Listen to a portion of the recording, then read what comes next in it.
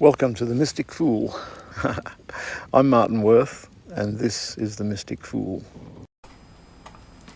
This episode is a recording of a interview, a Zoom session that I did with a friend of mine, Vincent Melling, who is releasing a book very, very shortly called Getting Into the Flow. In this episode, Vincent and I looked at all sorts of interesting things that gravitated around Uluru, the Pleiadians, intuition, magic and flow, and spirituality. So I encourage you to have a listen, plough through the long introduction, and get into the meat of this episode because it's pretty cool. And down in the comments there, in the links, you'll see the link to Vincent's website, which is vincentgmelling with 2Ls.com. Cheers. Enjoy. Today, I'm speaking with a good friend of mine, Vincent Melling. I've known Vincent for, I reckon, at least 3 years. When I first met Vincent on a intuitive training course, and we clicked pretty well straight away. And in that time, I've learned a heap of stuff from Vincent, and I think probably in the past year or so it's been a bit of a two-way street in some ways as well, where I've come back at Vincent with a few things from my perspective. And so we've had some quite interesting times where we've seen many miracles manifest for ourselves and also for other people, and also had a look at what it is that sometimes stops those miracles from manifesting between people as well. So Vincent's got a lot of wisdom, and he has written a book that is called Getting Into the Flow. And over the 3 years that I've known Vincent, he hasn't even given me a sneak peek at one piece of it. So I'm actually quite interested today to interview Vincent about his book, Getting Into the Flow. And so Vincent, can you tell me a little bit about your book? Yeah, sure. I guess you're in Brisbane, I'm in Melbourne. But the book actually starts in Brisbane. And it was kind of in January 2020, an ideal practice called Shaking Meditation. We'd done a retreat in northern New South Wales. And at the tail end of that, I was in Brisbane, and I had made a bushwalking date with a friend of mine. And she did not show. That was a big disappointment, but I didn't know then that it was the first little piece of magic that was happening in this whole story. I started calling around a few friends, and one of them, a guy called Donald, he couldn't make it to catch up, but he put me onto the work of Evan and Stephen Strong, and particularly the story of the great global meditation that was set up for Uluru in December 2020. And he gave me that story, gave me that link, and I went home at the end of the retreat, had listened to it, and said, yeah, right. When I'd listened to it all sounded a little bit out there, and at the time, I didn't think I'd have the time. I didn't think I'd have the money to get up there. And I just kind of put it out of my mind. But, it's funny how the universe works. And, within 3 months, we were in lockdown. We had COVID. And this idea began to come back to me. And what happened from there is that the time showed up. The money showed up, the traveling buddy showed up, and lockdown was still lockdown, but vaccines were appearing and governments were easing off, and I decided to go. Originally, it was going to be a road trip. Had to change that to being a flight because Adelaide became a COVID hotspot, but it all worked out magically. I got to Alice Springs, I think, in early December. I said, I've got to get out while I can get out. Had a couple of weeks there, went down to Uluru. I was there for the Solstice meditation. It was really magical. There are photographs of it in my book, and there was this kind of unearthly blue glow in the sky. But there were other things that happened there as well. I met a guy called Robert Jameson who told me about the Bali to Bairnsdale ley line. That was quite magical. I kind of felt an immediate call to go to Wilpena Pound, even at that stage. I thought that was really important for me. I was meeting friends out of the blue, including one that lived just down the road from me, or had done. I was offered a healing there and paid for it. And I don't usually do healings. I've done a few healing modalities, but I don't usually do them. But that was good. But the funny thing was, when I got home, and it was Christmas, obviously, just after the solstice. So I got a bit busy. And then in the calm days after Christmas, it hit me, you've got to write the book. And I didn't want to write the book. There was a part of me that was very resistant to doing it, but there was another part of me, higher part of me, that knew, yeah, absolutely, it's got to be done. And incidentally, this is the book that keeps showing up in your visioning going back 4 years. And so I settled down. I started writing the book. I tried it in several different ways, fiction, non-fiction, this style, that style. And after about 3 months of doing this, I was working with my muse in a writer's group, and I got a new muse come in. And she introduced herself as Roxy. And she is funny, witty, brilliant, and very, very demanding, and has very high standards, and really got the book from, had a lot of fun to the book, but got the book from where it was kind of still mired in rough drafts, and took it through to first draft stage and beyond. And that was a real piece of magic, discovering that, because that's what's given a lot of life and excitement to the book. That's in short what inspired the book. That's a lot of information. And you've mentioned a lot of things. You've mentioned magic. Mm. You've mentioned Uluru and the strange glow in the sky. Yep. You've mentioned Muse. And you've also mentioned Wilpena Pound. So let's talk about those things. First up, what is it that happened at Uluru that really got your attention? And what's this strange blue light in the sky about? Well, there were a couple of Aboriginal elders. So I was down in the campsite.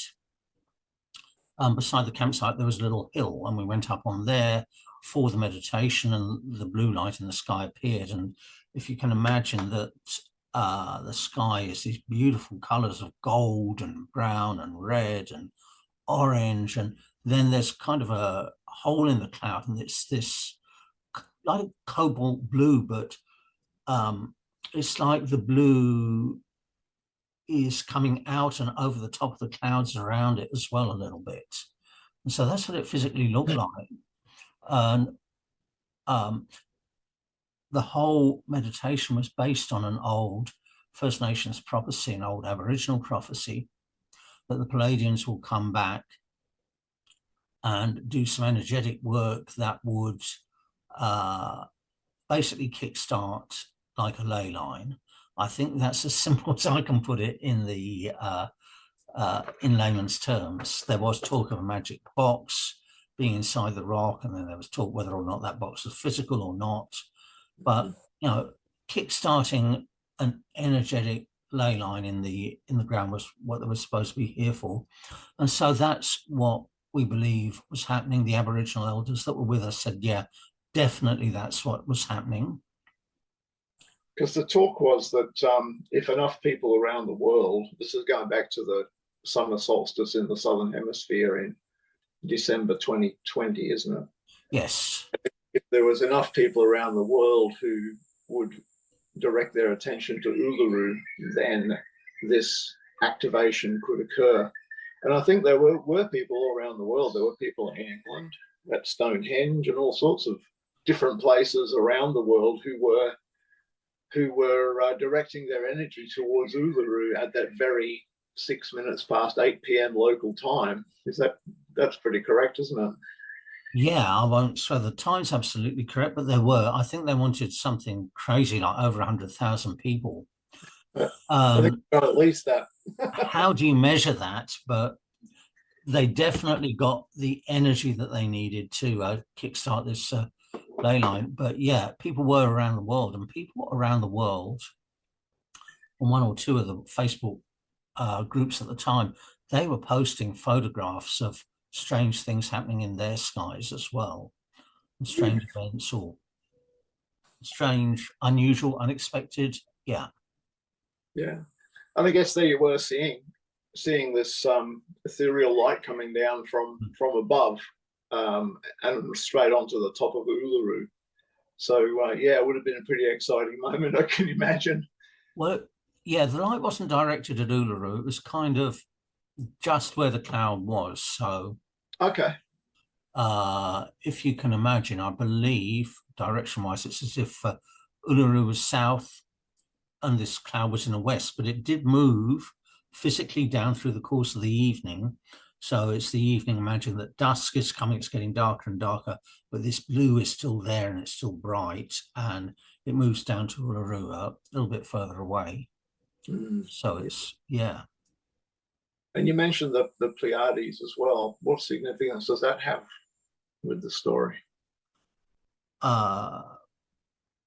Just that it's the First Nations story that they're going to come, they're going to visit, they're going to kick off this this energetic ley line that's there, or perhaps a complex of ley lines that are there. You know, Uluru is a very energetic place in many different ways. I think it probably sits on the crossover point of multiple energetic systems in the Earth. Now, that's as much as I've got on Pleiadians. Perhaps you know more from your connections with Aboriginals, but that's as much as I've got.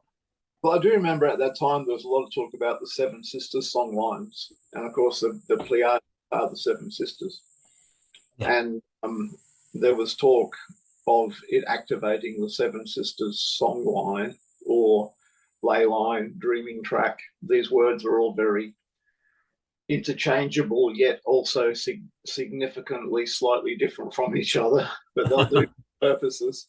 Yeah. And that ley line or song line actually goes right around the whole Earth. It goes from Uluru. Well, yeah, it includes Uluru. It includes Wilpena Pound, which you mentioned. It includes the Glasshouse Mountains in Brisbane as well, and then swings across apparently to Hawaii through North America. And so, yeah, it's quite an interesting thing. Yeah. But not pursuing that too much. The thing is that series of events that you experienced, from having a bushwalking friend cancel on you to meeting to being sent Stephen and is it Ethan? Evan. And Evan's YouTube video to leading you to Uluru, yeah, which is the sequence of what we would call, I guess it is being in the flow, which is what your book's about. And so that flow of events led you to Uluru, which is what inspired you to write the book.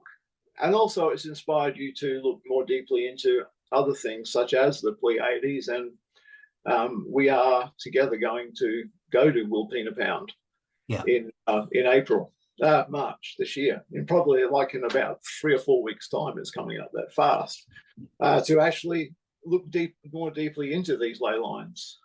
So that's the sort of magical sort of sequence that you're talking about, isn't it, when you speak about being in the flow? That's exactly it. That's exactly it. And so I think it's important to note that,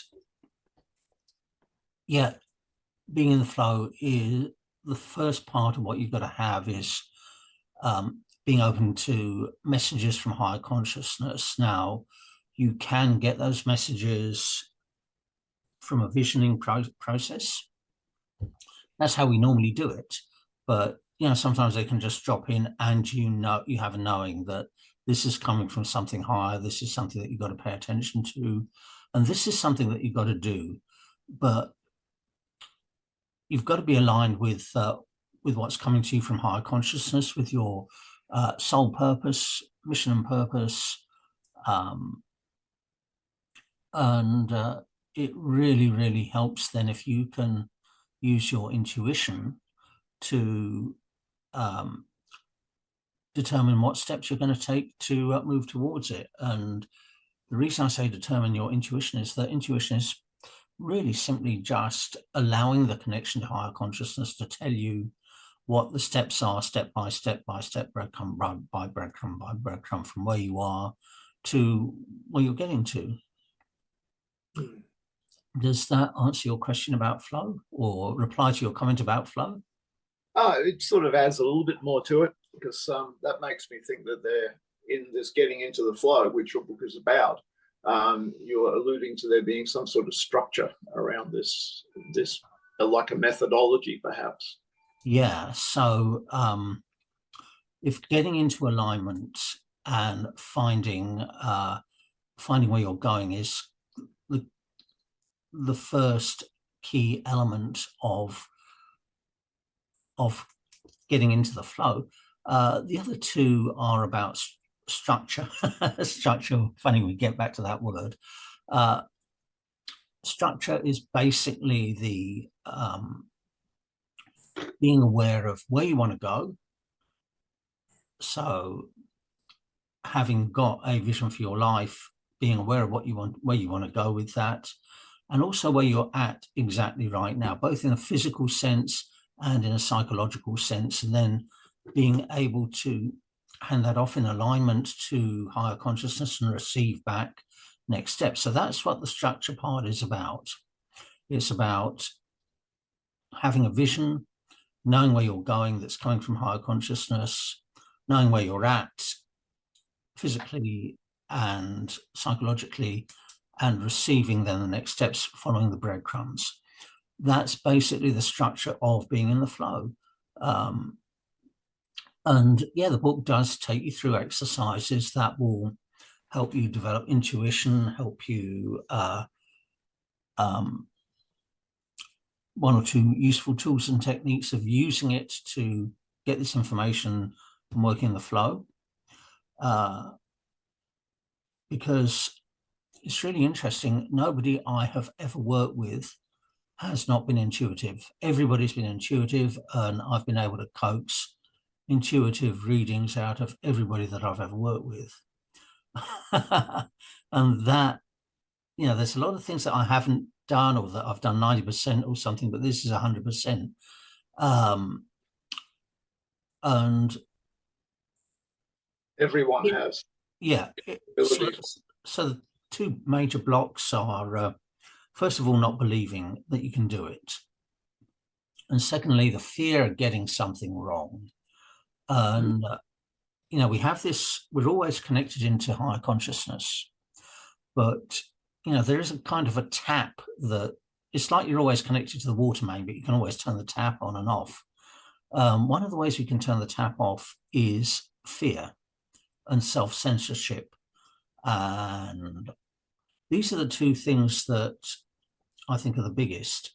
And judgment of what we're getting.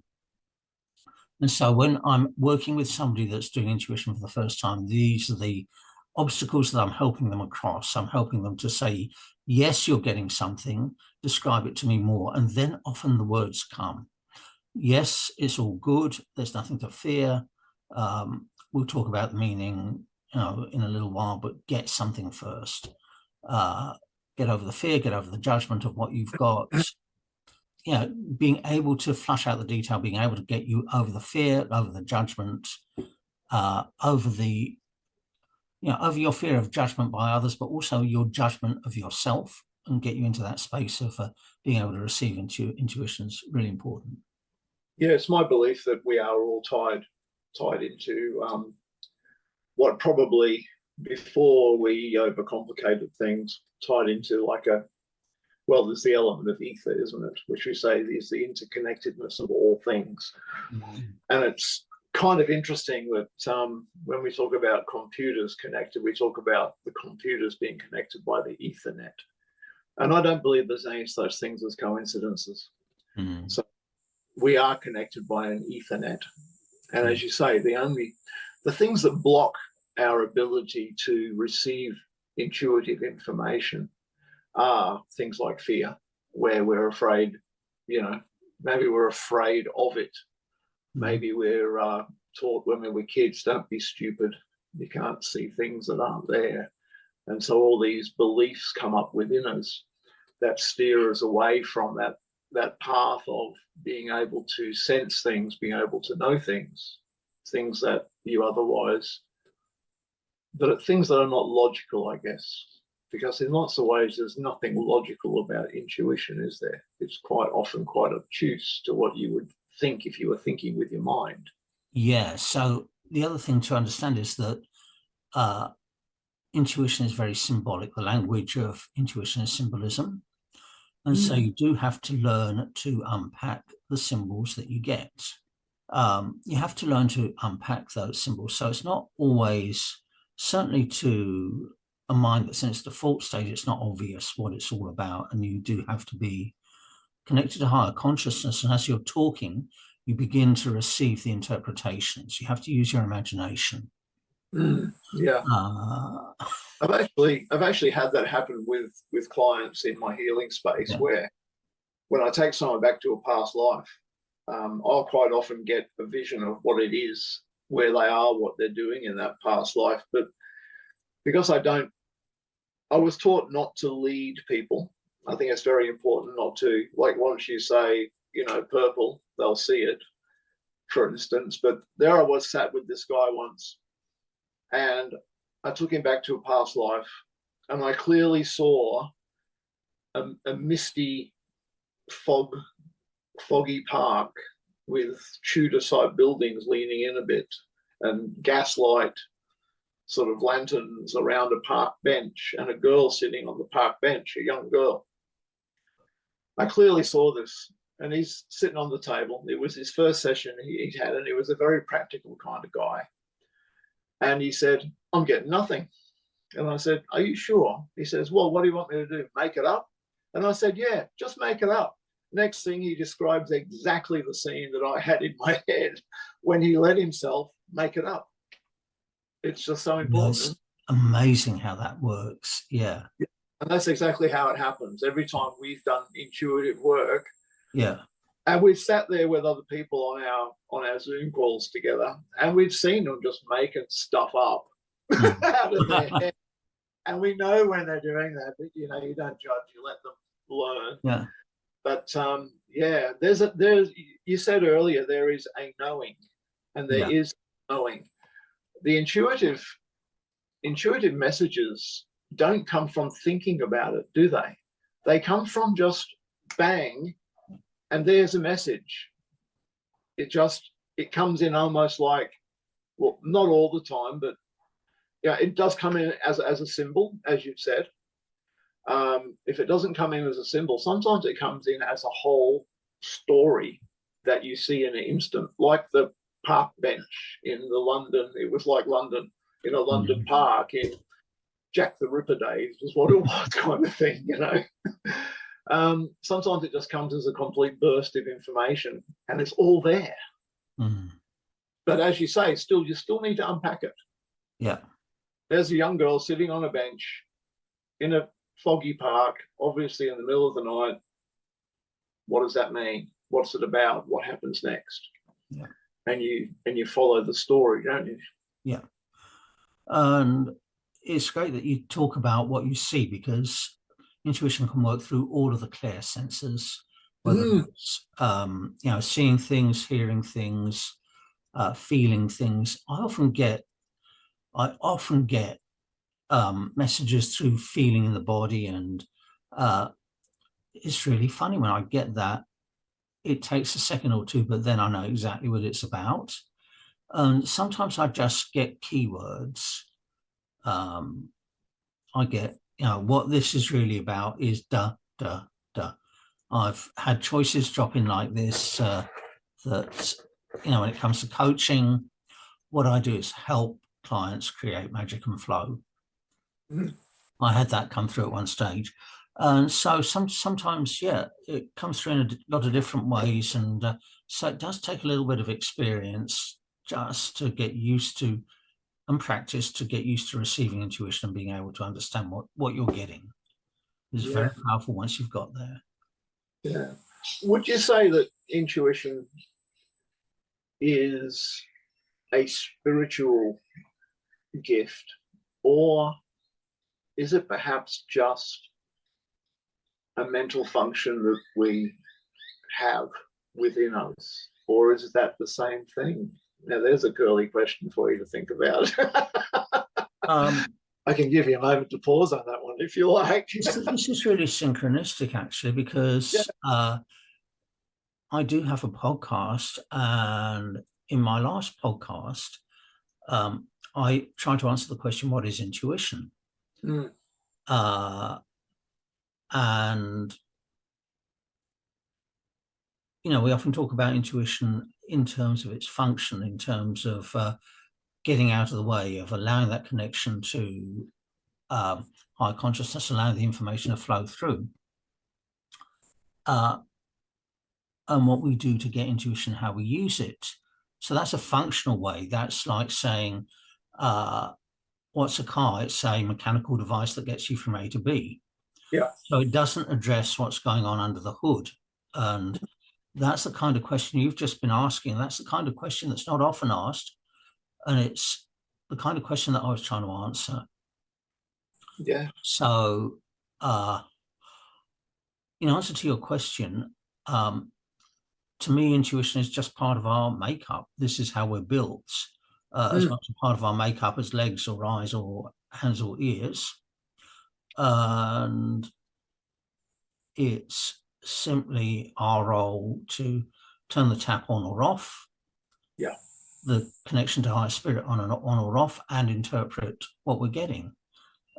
So that's the nature of it. Now, I'm going to kind of drift on into how that ties into spirituality, if you think that's a good direction to go. Yeah. Okay.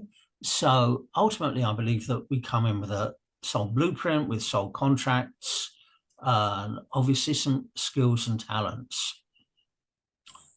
And the soul blueprint is based usually, or the soul contract is, all this is based on something that we're here to learn through living in physicality on the earth. Mm. And so in order to get the most out of that lesson, our job is to become the best possible version of ourselves, which is, I've tuned into this for myself. It's really rewarding innately. It's impacting a lot of people. And because of that, it's also potentially rewarding financially as well. Mm. But doesn't have to be. And so the question then becomes, how can we access the blueprint? How can we access the contract? I guess the blueprint is the purpose, but the way we do it in what I teach is to lead you into intuition and create a vision from that intuitive space, because that vision is an expression of your purpose, of your blueprint in your life. Now,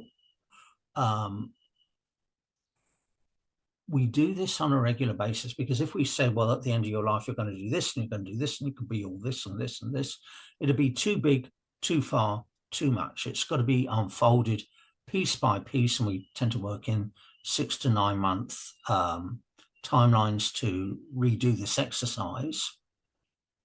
And then out of the vision, then you're able to get specific visions in areas of life that you want to create for your life, and also some beingness about what you need to be, or what you'd love to be as you move towards creating that vision. And at the end of the day, if you don't create everything that's in that vision, that doesn't matter, because what you're really after is growth, and growth into being that best possible version of yourself. So I hope that helps answer the question you asked. Well, it's a bit of a journey, really. There's a friend of mine, David Bauer, in Hawaii, who also agrees that we have a blueprint. And he said, your blueprint, because he's American, he says, it's a bit like going on vacation. But I won't put the accent on. He's got a very easy to listen to American accent. It's really like going on vacation, he says. You've got your plan. You know where you're going. You know how long you're going for. And you know pretty much where you're going to land. You know, so take the analogies from that. But when you get there, you know, the hotel you booked into is a bit crappier than you thought it was going to be. The tour that you booked isn't what you really want to do, and so you change it. And on it goes. Your luggage goes to Canada, you go to Santa Fe. Things like that happen. Yeah. And he says, yeah, so he says there is a plan, but it's also an evolving plan. And, you know, when you go home at the end of your life or your vacation, the things you talk about are not so much the things that went right. They're the things that went wrong. It's that experience that you've had in overcoming those obstacles, and the marvelous stories are the things that you normally tell all your friends and family about. So yeah. I kind of like that analogy.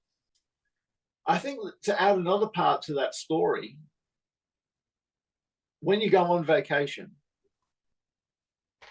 there's a little bit about losing your itinerary. You kind of forgot who you were and what you were coming for. And that's the human condition, isn't it? Yeah. And so it's using our intuition to remember almost who we are, what our purpose is, what we are here for. Intuition is really, really effective in doing that. And I think that's what you're alluding to with what you said previously. It's a tool that we can use to actually find out who we are, what our purpose is, and to create the life we love. Exactly. Yeah. It's a beautiful summary. Yeah. So your book, I imagine, because at the beginning of this podcast, I said, I haven't even seen one page of it yet, or paragraph.